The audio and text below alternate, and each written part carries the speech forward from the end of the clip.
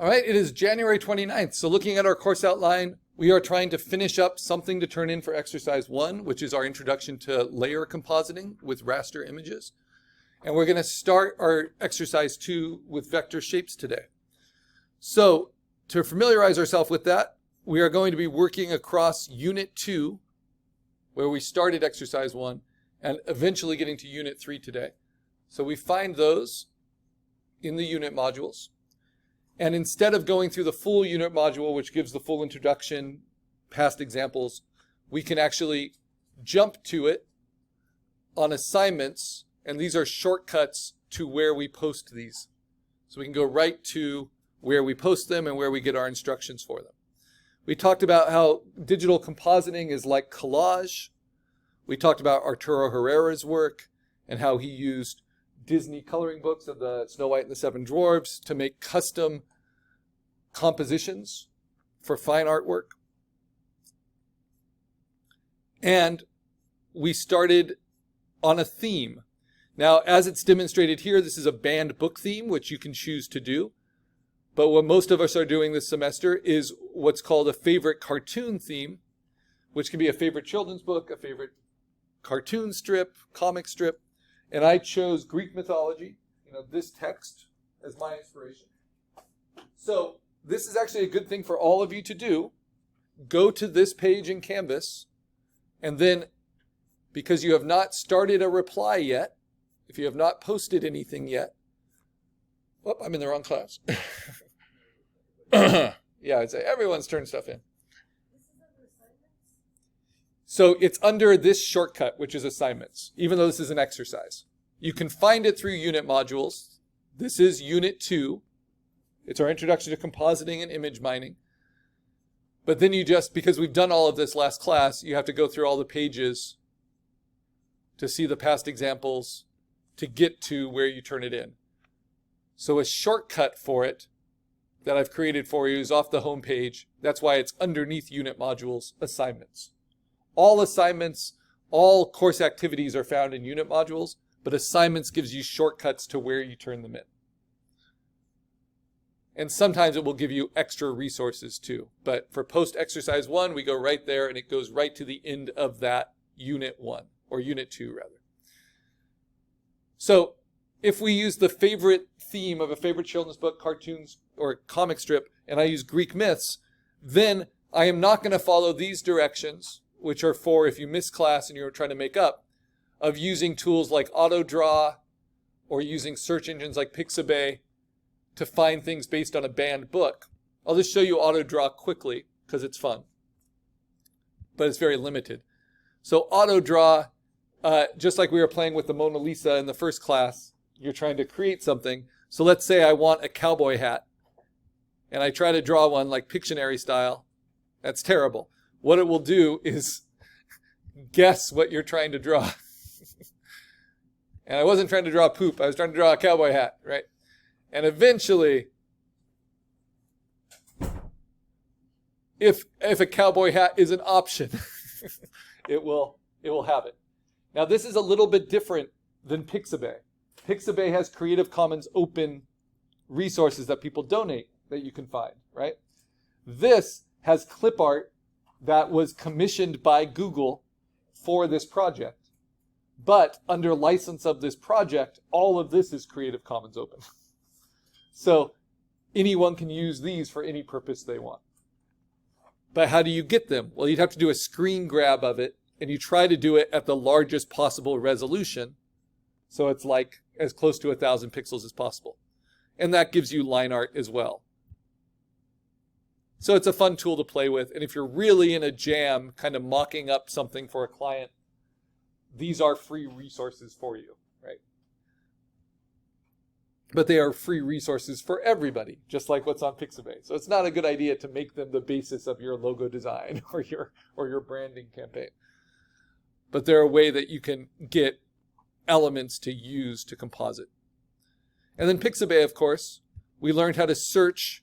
If I look for Greek myths, we learned to limit, just like in Google image search, using the filters. So I want only illustrations, I want only black and white, and I want the cleanest line art examples I can find.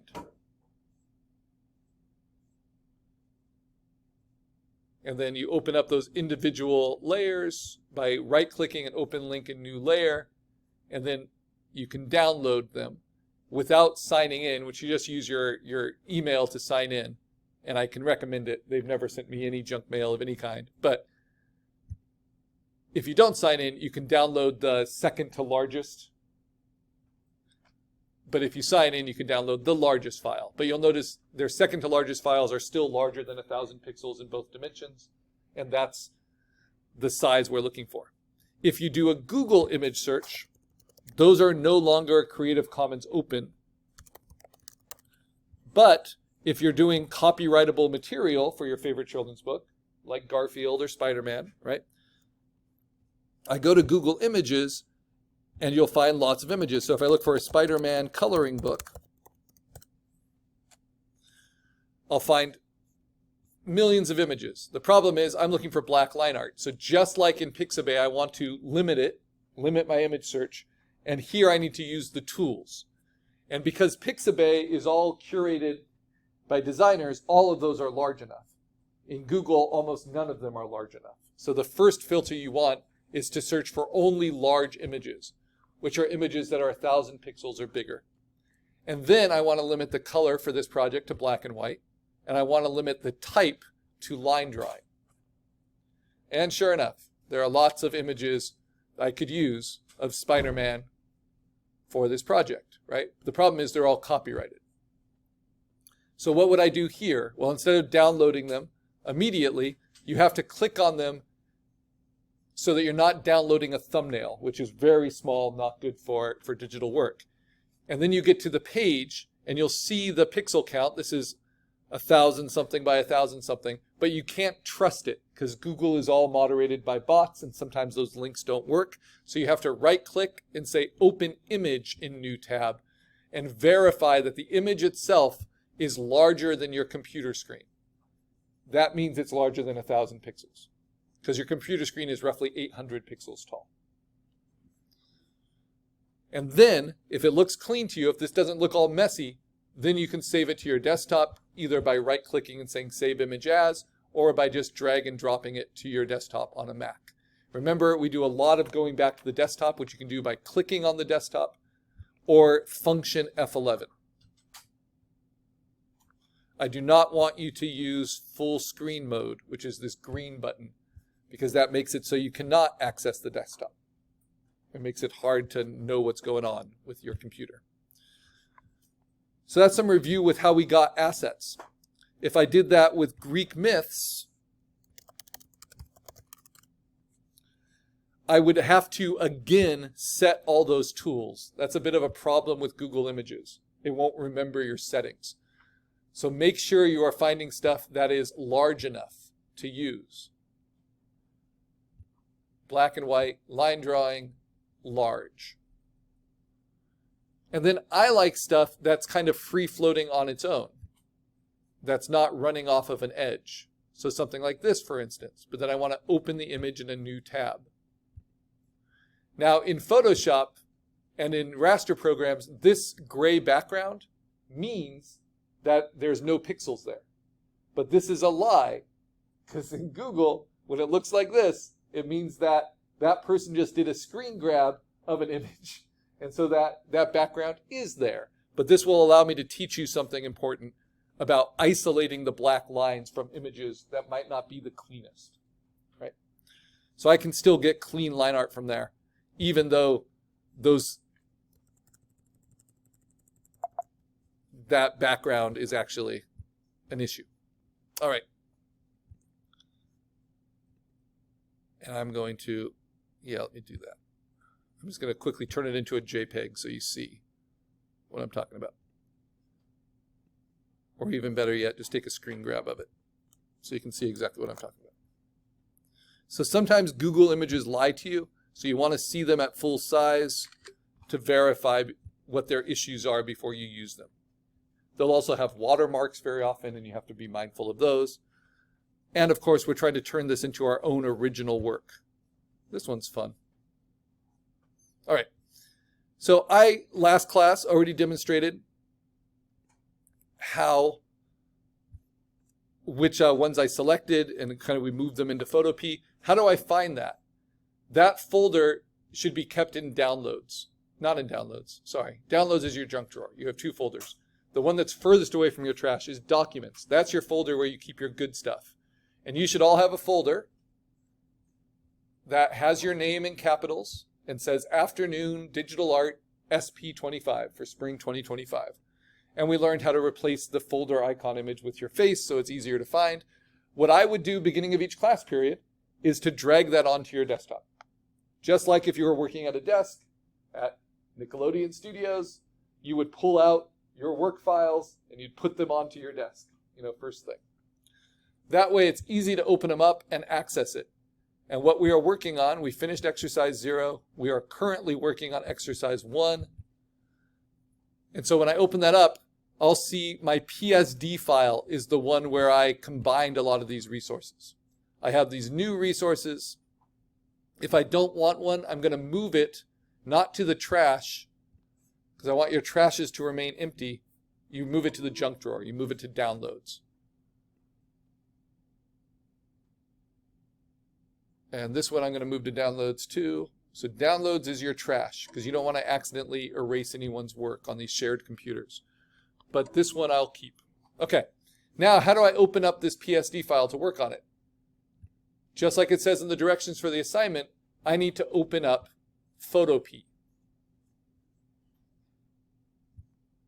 So once you've downloaded your 5 or more references, you want to go to photopea.com.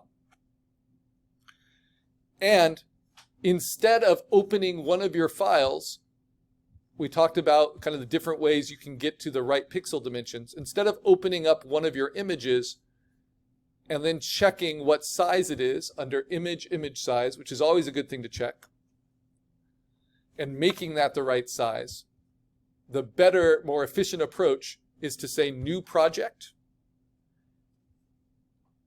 label it with the name you want, which is always going to be your name first and then a description. And again, this is a review of what we did last class. And then you want to set your height, width in inches, not pixels. That trips people up. And our minimum height and width is always at least 8 inches by 10 inches. Because if you make something that's fewer inches than 8 by 10, it's not really a printable scale. It's not really useful anymore. And to be printable, it needs to be a minimum of 300 pixels per inch. 72 is standard minimum screen resolution, but for printing, it starts at 300. And then we keep all the other defaults. We say create, and then we can drag and drop our files on, like so. And once they come in, they are smart objects as new layers, and they immediately give us a transform box that we can rotate and scale. We want them to kind of fill the space. That tells us they're big enough. And then we hit return. Now, in order to erase from it, I need to rasterize it. So you'll see that there's a little square in there. If I try to use my lasso, which we learned, and take a chunk out of it and hit delete, it won't let me until it's rasterized. So instead of doing it that way with an error message, the way you rasterize is to right-click on the layer and click on rasterize. And now you own these pixels. They are in the program. They're not referencing an external file, and so you can delete them. Now this has clean line art, and it would be a real pain to have to use a lasso to try to delete all these gray squares, right? So there is another way, once you rasterize, that you can clean up your images, and that's what's called a direct image adjustment. We're learning 3 of them for the semester. This first one you need to learn is levels. So image adjustments levels. This will directly affect the pixels in the layer you have selected. And what this is about is your lights and your darks. The simple way of thinking of it is brightness contrast. So on the histogram, you can see it's mostly flat, which means no pixels, except for white and black at the very edge. So all of these things in the middle, that's the gray, which are really close to white. In order to get rid of the gray but keep the black,